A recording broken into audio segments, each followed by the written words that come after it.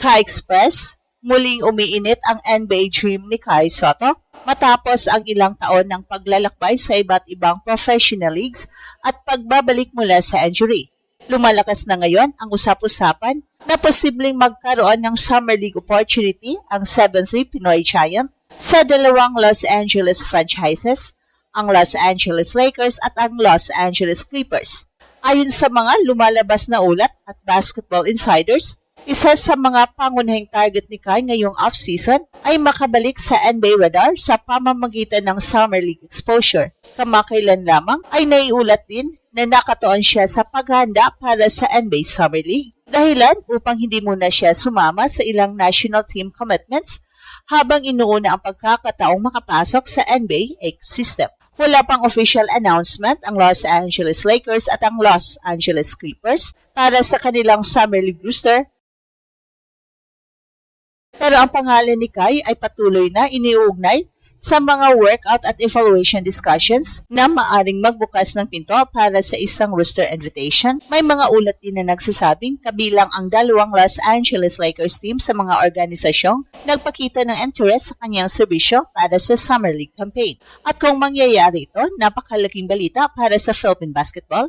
Hindi lang dahil NBA Summer League ito, kundi dahil parehong playoff caliber organization ang Clippers at ang Lakers, ang exposure laban sa elite young talents, rookies at French NBA players ay maring maging pinakamahalagang audition ng career ni Kai. Pero ang mas malaking tanong ngayon, alin sa dalawang kupunan ang mas bagay sa kanyang laro at paano nito mababago ang kanyang tsansa na tuluyang makapasok sa NBA? Well, kung susuriin nating mabuti ang sitwasyon, may magkaibang opportunity na inaalok ang Lakers at Clippers para kay Kai. So simulan natin sa Lakers. Sa papel, isa ang Lakers sa pinakasikat at pinakabantay saradong franchise sa buong mundo. Kapag nakapasok si Kai sa Summer League roster nila, automatic na lalaki ang media attention. Bawat galaw niya ay masusubaybayan hindi lamang ng mga Pinoy fans, kundi pati ng international basketball media. Ang isa pang mahalagang factor ay ang pangangailangan ng Lakers sa frontcourt depth sa kanilang developmental system at hindi agad NBA contract ang nakataya. Pwede itong maging daan patungo sa Exhibit 10 deal o G-League opportunity kung magpapakita siya ng consistency sa depensa, rim protection at pick and roll finishing. Pero may kapalit ang spotlight. Kapag Lakers ang pinasukan mo, mas mabigat ang competition, maraming undrafted prospects, second round picks at international players ang naglalaban para sa limitadong roster spots. Isang mahinang laro lamang ay maaaring matabunan agad ng ibang prospect. Ngayon naman, tingnan natin ang Clippers. Bagamat hindi kasing laki ng media coverage ng Lakers, maraming basketball analyst ang naniniwalang may sistematiko ang player development environment ng Clippers sa nakalipas na mga taon. Ilang role players at developmental prospects ang nabigyan nila ng malinaw na pathway patungo sa professional opportunities. At para kay Kai, maaring mas mahalaga yon. Ang kanyang laro ay hindi nakabase sa pagiging high-volume scorer. Ang tunay niyang halaga ay nasa rim protection, rebounding, shot alteration at floor spacing bilang stretch big. Ang ganitong skill set ay mas madaling ma-appreciate sa isang organisasyong nakatuon sa player development kaysa pure star power. Isa pang dapat tandaan ay ang timing. Sa edad at karanasan ni Kai ngayon, hindi na siya tinitingnan bilang raw prospect lamang. Kailangan nating patunayan na kaya niya makipagsabayan sa physicality at bilis ng NBA-level athletes. Kaya ang Summer League na ito ay maging isa sa pinakamahalagang yugto ng kanyang basketball career.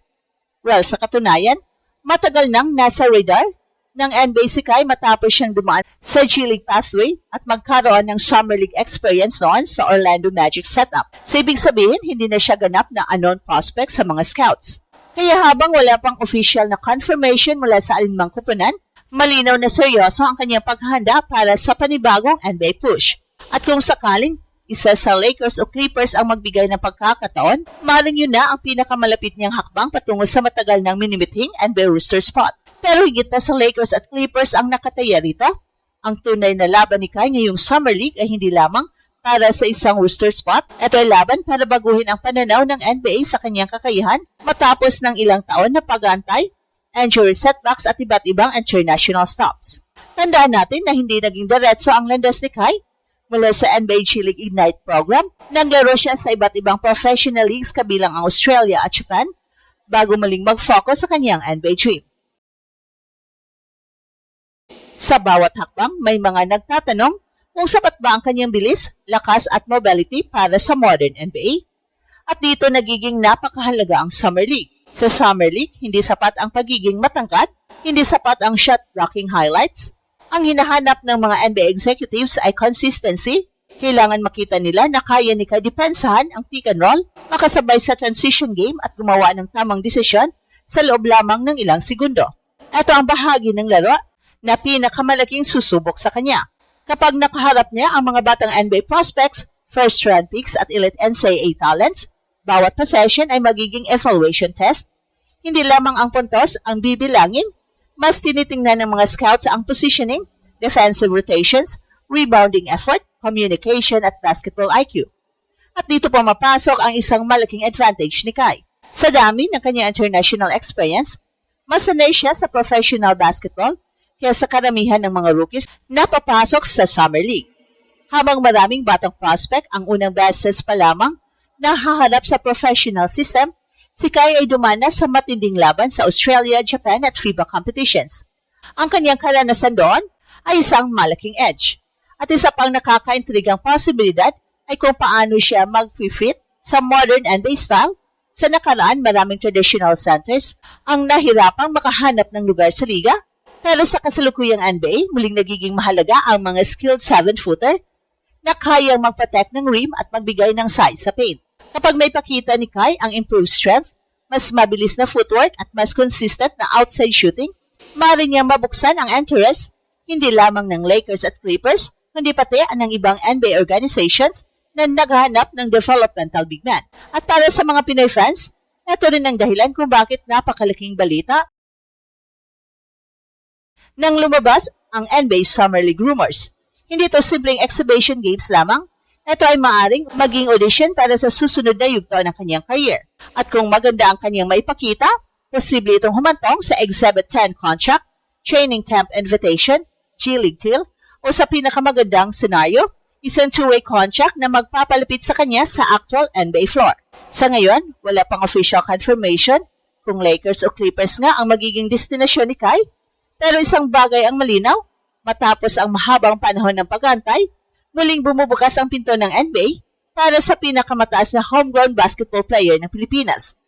At kapag dumating ang pagkakataong yon, hindi lamang si Kai ang susubok pumasok sa NBA, kasama niyang mangangarap ang buong bansang Pilipinas. Habang hinihintay ng basketball world ang official na Summer League announcements, patuloy na nakatutok ang mga mata sa susunod na hakbang ni Kai. At ito ang Express Info kung saan bawat kwento ginulat ang mundo. Don't forget to like and subscribe.